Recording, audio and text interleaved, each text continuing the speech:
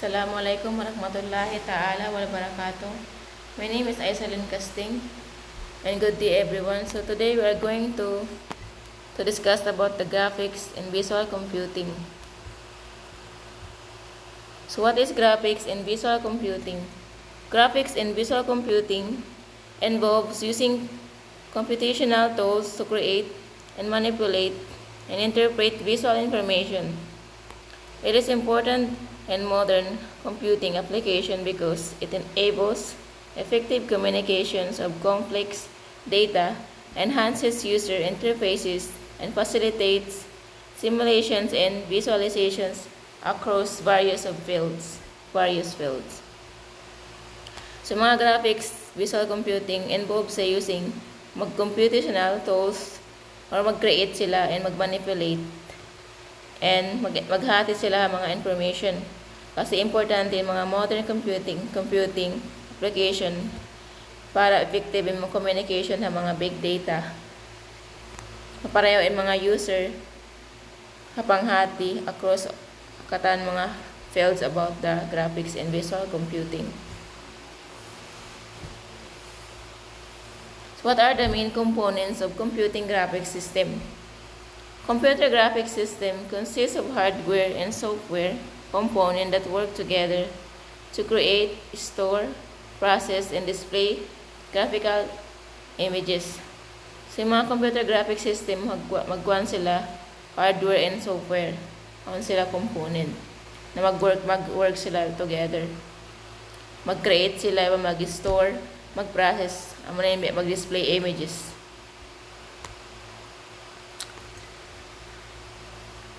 So we have the computer graphics system made up to hardware and software that work together to create and display images. Number 1, input devices used to enter data in commands, keyboard, and mouse. So amo na yung mga pagkuanon, may mga graphics system, amo na yung number 1. Input devices, amo na yung mga keyboard, diba, mga mouse. CPU process instructions and controls operation.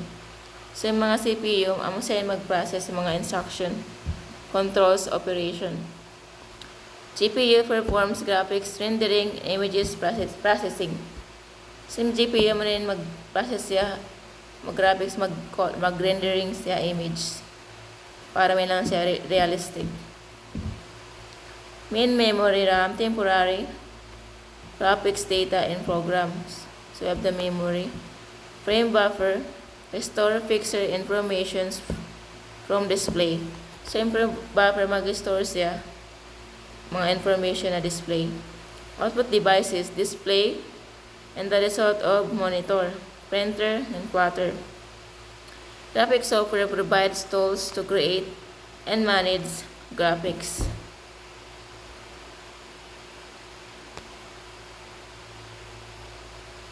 So how does visual computing differ from traditional computing?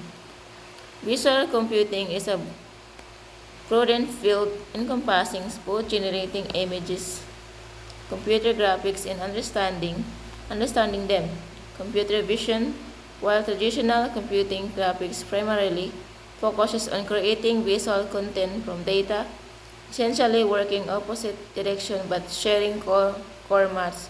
So, ano sila pagka-similarity? Sa visual computing, understand, traditional computing graphics, nakapokus lang siya, unang nakikita nila content, visual content, from mga data.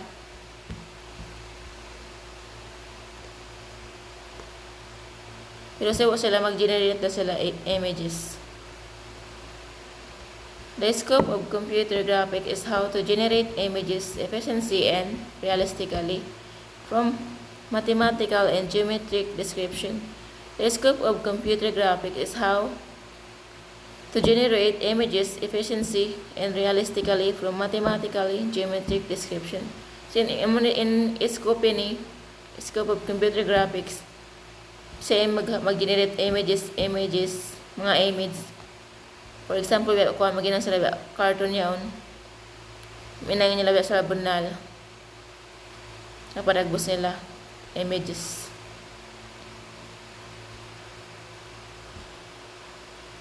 What are the common application of graphics in visual computing?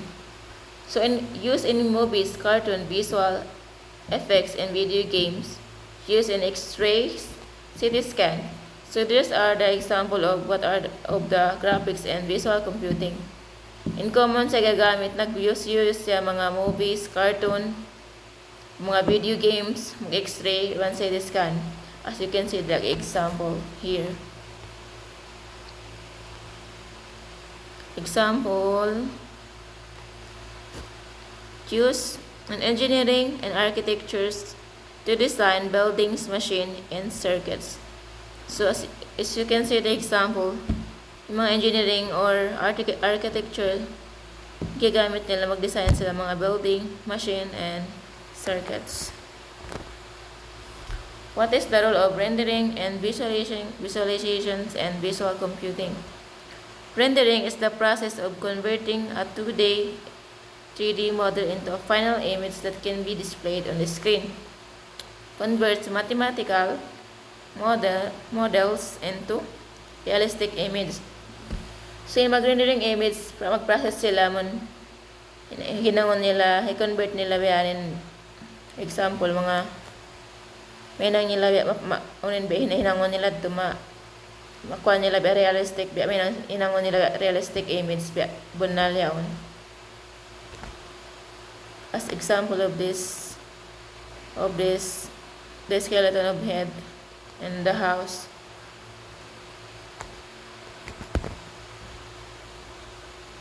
So, here's the reference.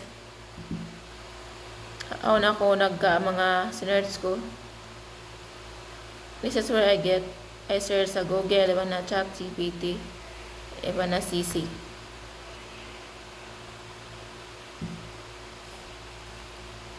That's it. This is my presented by Aisalyn Iscasting. That's it. Thank you. Thank you, sir.